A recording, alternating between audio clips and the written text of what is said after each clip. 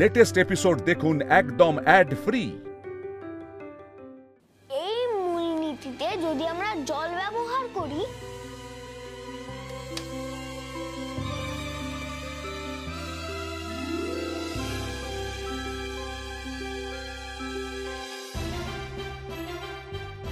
তাহলে শুধু আমরা জল ভরেই রকেট পাঠাতে পারবো।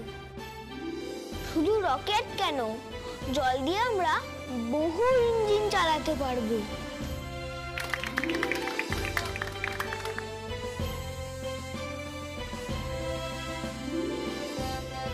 যেখানে সেটা থেকে বেরোনো গ্যাস দিয়ে কারেন্ট তৈরি হবে, সেটা দিয়েও মোটর চলবে। এই রকেট আমরা দূর দূরান্তে গ্রহ উপগ্রহ অব্দি পাঠাতে পারবো। এতে জ্বালানি শেষ হওয়ার কোনো ভয় থাকবে না।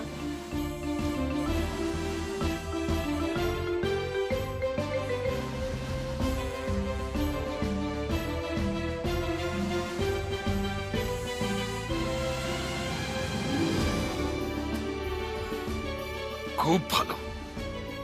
আচ্ছা, তুমি এটা প্র্যাকটিক্যালি করে দেখেছো? যন্ত্রপাতি পাইনি। যন্ত্রপাতি পেলে তুমি করতে পারবে। তাহলে এবার অ্যানাউন্সটা করে দিই স্যার। অ্যাটেনশন স্টুডেন্টস,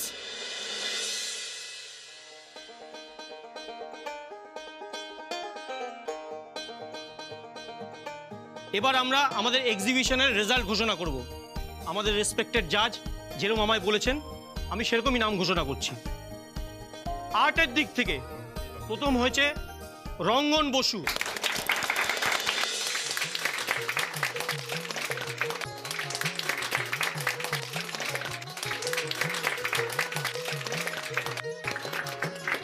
এই এক্সিবিশনে ফেলে দেওয়া ট্র্যাশ মেটেরিয়াল দিয়ে ও যেভাবে একটা মডেল বাড়ি বানিয়েছে আমরা সবাই অভিভূত।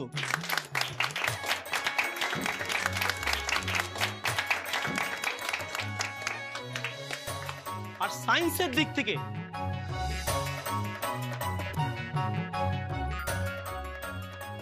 যে প্রথম হয়েছে সে শব্দ শক্তিকে আলোতে ট্রান্সফর্ম করে আমাদের জাস্ট চমকে দিয়েছে।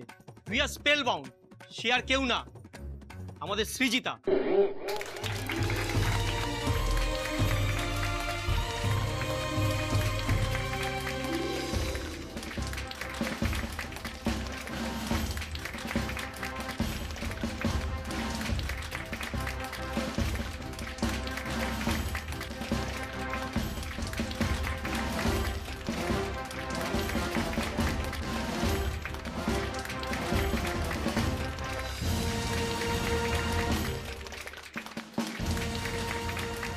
আমার ভাই বুদ্ধি পেল না, চিঠিটা পেল। আশা হারিও না, সব গ্রহ নক্ষত্রের খেলা। তুমি নিশ্চয়ই পারবে। স্যার কি তাহলে ক্যালকুলেশনে গ্রহগুলোর গ্র্যাভিটেশনও ধরতে বললো?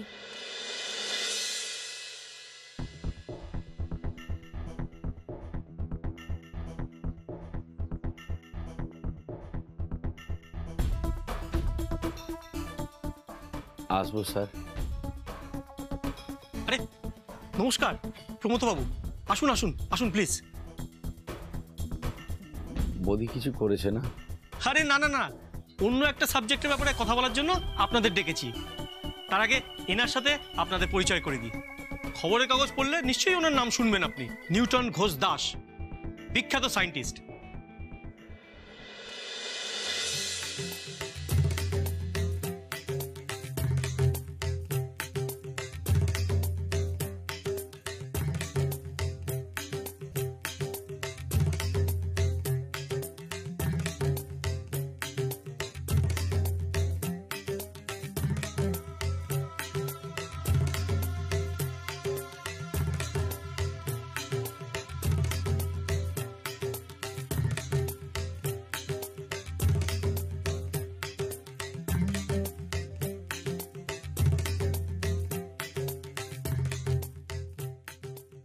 আসুন, ভেতরে আসুন।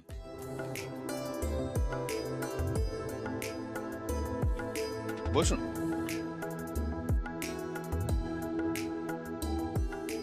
নিউটন ঘোষ দাস মানে এরোস্পেস সায়েন্টিস্ট। সায়েন্স ম্যাগাজিনে বহুবার নাম শুনেছি। ঠিক বলেছো বোধিসত্ত্ব, তোমাদের সাথে উনি কিছু কথা বলবেন। বলুন স্যার। বসো বোধিসত্ত্ব।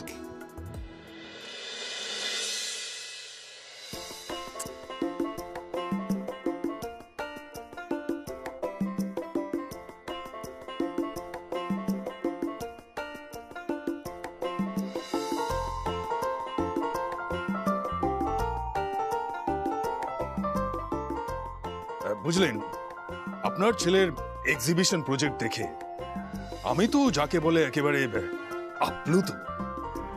রকেট নিয়ে ওর এই যে ক্যালকুলেশন, এক্সপেরিমেন্ট, ডায়াগ্রাম, এসব কিন্তু খুব ইন্টারেস্টিং। একেবারে সিম্পল কিন্তু প্র্যাকটিক্যাল। আপনি দেখেছেন নিশ্চয়ই। কি রকেট? বাবা, উনি আমার প্রজেক্টের কথা বলছেন। রকেট? ওই রকেটের গায়ের দাগগুলো যেগুলো ছিল না, ওগুলো তো সব আমি সোজা করিয়েছি, তাই না? ওকে ওকে, তাই তো স্যার বোধিসত্ত্ব আইকিউ দেখে বোধিসত্ত্বকে চুজ করেছেন। আমি চাইছি যে বোধিসত্ত্ব আমার সঙ্গে আমার ল্যাবে কিছুদিন কাটাক। আমি স্পেস নিয়ে যে কাজগুলো করছি সেগুলো দেখুক, তারপরে ওর এ সম্বন্ধে নিজের ভাবনা চিন্তা, নিজের কাজ, এগুলো আমাকে দেখাক।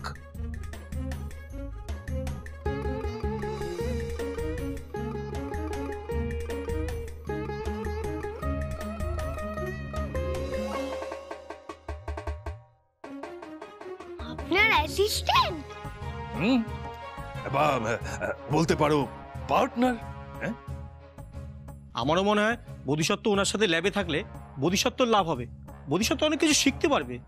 আসলে বোধিসত্ত্বর তো ইন্টারেস্ট ওইটাই।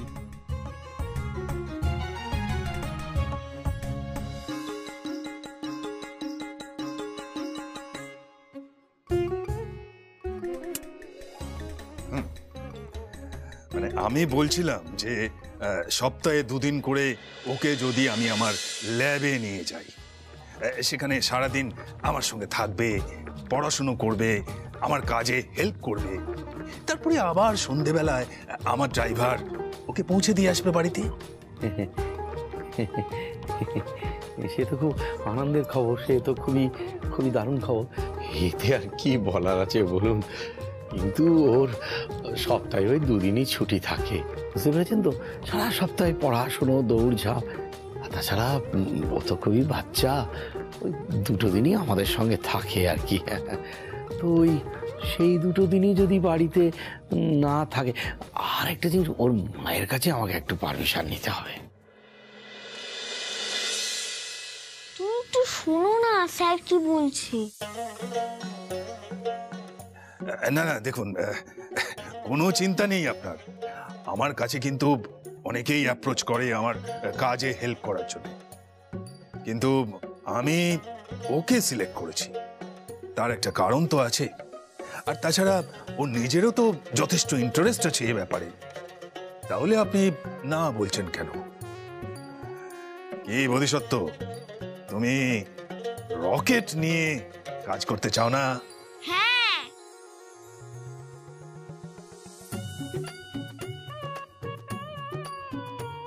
কিন্তু মা। ঠিক আছে, আপনি বাড়ি গিয়ে ওর মায়ের সাথে আমাকে কথা বলাবেন, আমি নিজেই রিকোয়েস্ট করব। ছি ছি ছি ছি ছি ছি, আপনি কি বলছেন? আপনি একটা মহান মানুষ, আপনি চাঁদ, তারা, সূর্য, গ্রহ এসব নিয়ে আছেন, এইসব সাধারণ ব্যাপারে আপনি জড়াবেন না, সে আমি দেখে নিচ্ছি। এই তো বাবা বিজ্ঞানের সাধনার গুরুত্ব বুঝছে ধীরে ধীরে। আর হেড স্যার আপনার সাথে আলাদা করে কথা বলবেন,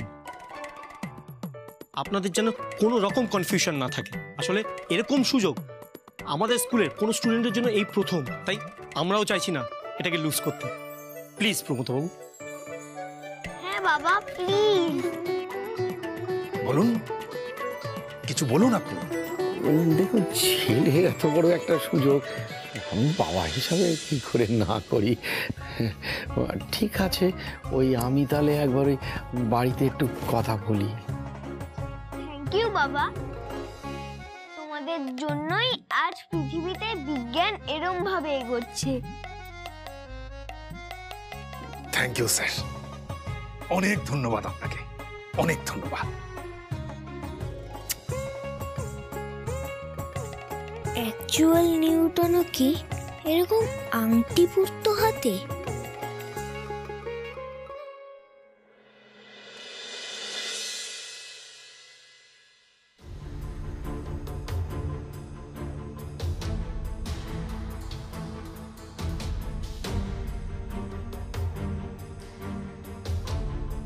বলি, আগে থেকে মেজাজ গরম করে চেঁচামেচি করিস না, পুরোটা জান আগে।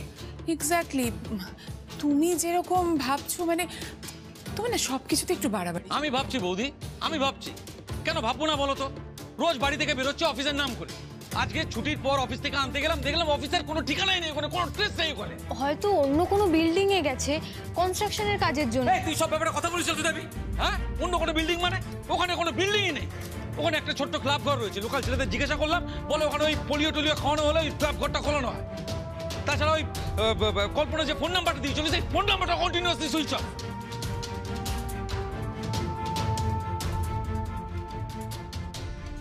ও বাবা, কি ভিড়!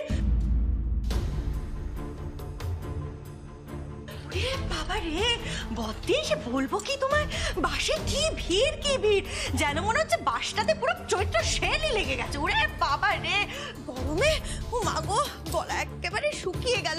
ও মিনতি, মিনতি, এক গ্লাস একটু নুন চিনি জল নিয়ে আয় না রে, কি গরম লাগছে। ও দেব শুধু জল? আচ্ছা, তাড়াতাড়ি নিয়ে আয়। দেবী,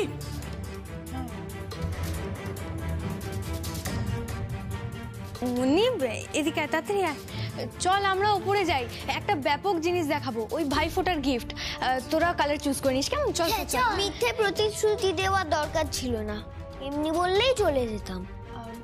আচ্ছা চল চল।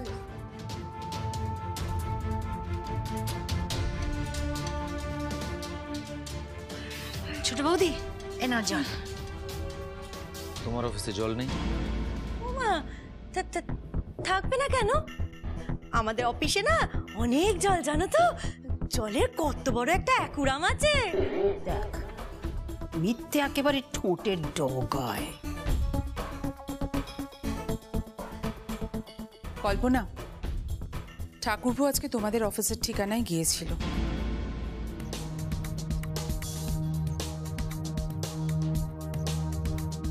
বাড়ি থেকে বেরিয়ে অফিসের নাম করে রোজ কোথায় যাও?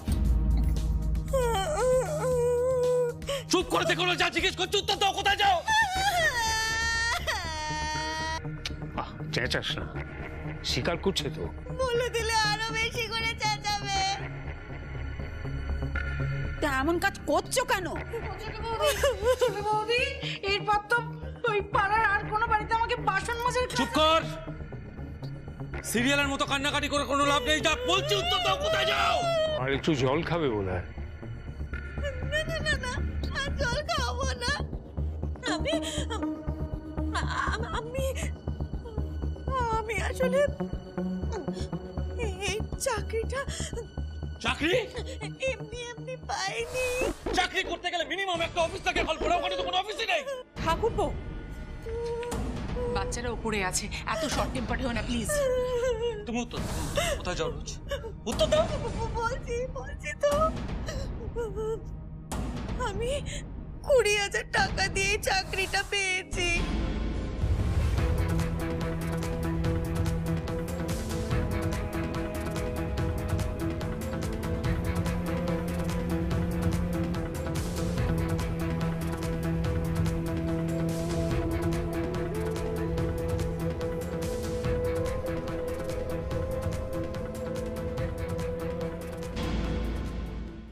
তারপর সেকেন্ডে যখন ওই অফিসটায় গেলাম, ওমা, গিয়ে দেখি ক্লাব করে এত বড় একখানা তালা ঝুলছে। আশপাশের লোককে জিজ্ঞাসা করে জানতে পারি ওই ক্লাব ঘরটা নাকি শুধু ওই পোলিও খাওয়ার সময় খোলে, বাকি সময় নাকি তালাই ঝোলে। ওই ওরা না আমাকে একটা ফোন নম্বর দিয়েছিল, সেই ফোন নম্বরে কত ফোন করলাম, কিছুই হলো না, বলছে সুইচ অফ। সেটা তুমি আগে বলনি কেন? দাঁড়াও কাকা, 20,000 টাকা কোথায় পেলে? দেখাচ্ছি দেখাচ্ছি, ধরতে পেরেছে।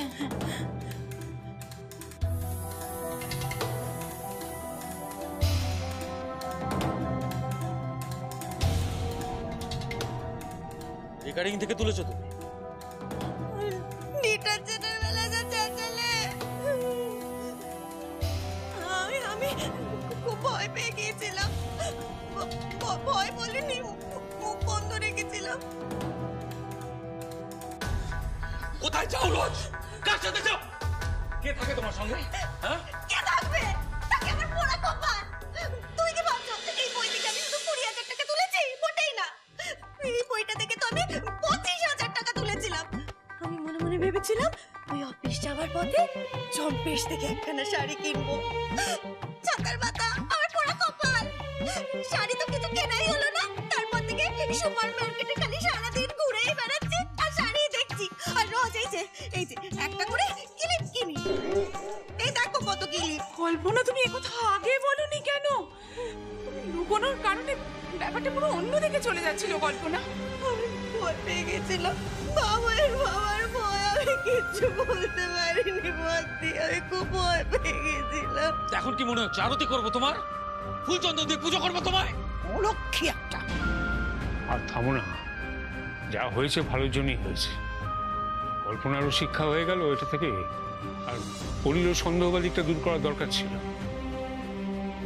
আরেকটা জিনিস তুমি ভেবে দেখো, সবটাই তো অল্পের উপর দিয়ে গেছে। আর তুমি যেটা ভাবছিলে তেমন তো কিছু নয় না। আজ থেকে সমস্ত ব্যাংক, পোস্ট অফিস, সবকিছু পাসবই, চেক বই সব আমার কাছে থাকবে, মনে থাকবে?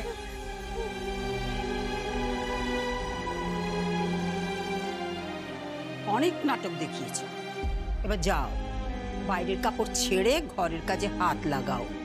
শোনো, ওসব চাকরি টাকরি করতে গেলে না পেটে বিদ্যে লাগে। মুখ্য কোথাকার।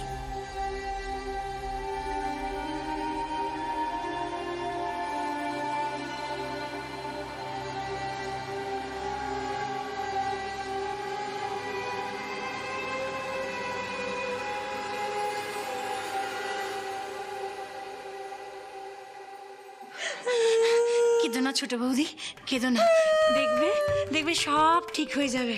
আমাকে দুটো ক্লিপ দেবে?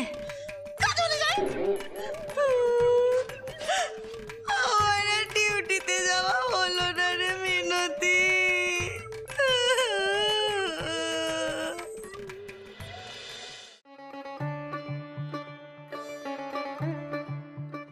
চলো চাচ্ছি, আরে আস্তে আস্তে পড়ে। দাদুকে বলো।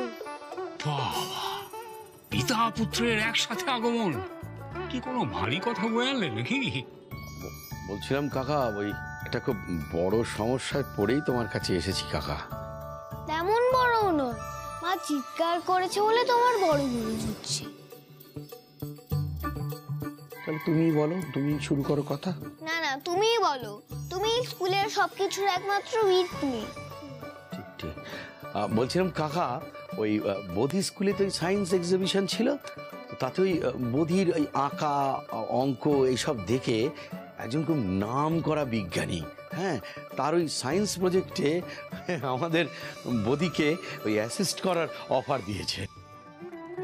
ঠিক অ্যাসিস্ট্যান্ট নয়, পার্টনারও বলা যায়। সায়েন্টিস্ট আঙ্কেল তো তেমনই বললো। বাবা, এ তো লোককে বলে বেড়ানোর মতন খবর দাদু ভাই।